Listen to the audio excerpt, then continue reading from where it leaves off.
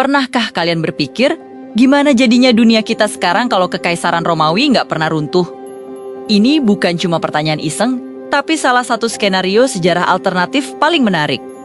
Keruntuhan Roma di tahun 476 Masehi sering disebut sebagai awal dari zaman kegelapan. Masa di mana inovasi dan ilmu pengetahuan di Eropa seolah berhenti total. Tapi, bagaimana jika Roma, bukannya hancur, malah berhasil beradaptasi dan bertahan sampai hari ini?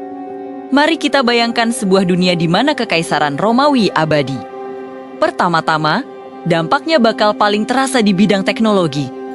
Roma kuno itu udah punya fondasi sains yang kuat.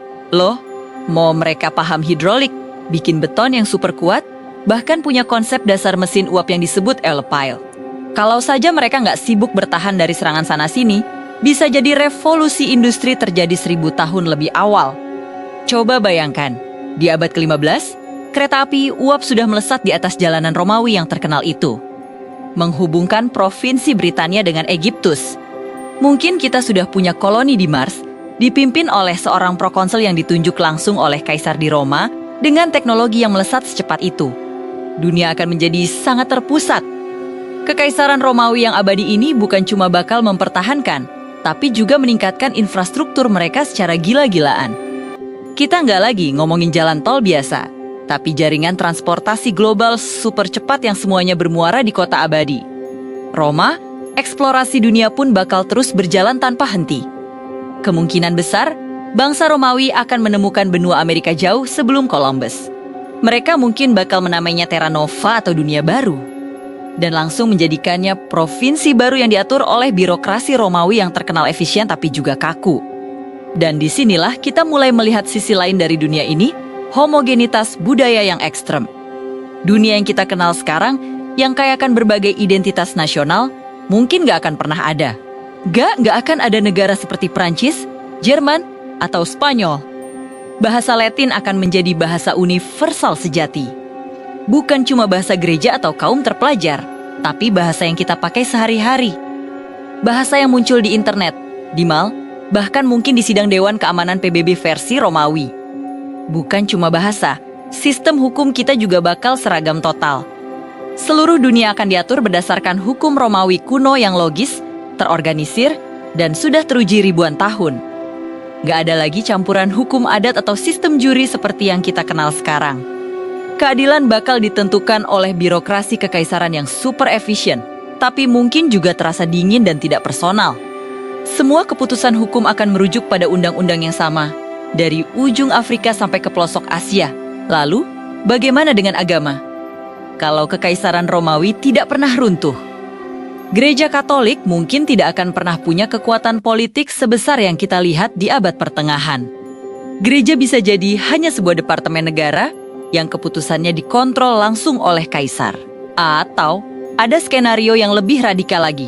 Kekaisaran mungkin berhasil memodernisasi agama politeisme mereka. Bayangkan sebuah dunia di mana pemujaan dewa-dewi Olympus seperti Jupiter, Mars, dan Venus berhasil diselaraskan dengan penemuan sains modern dan filsafat.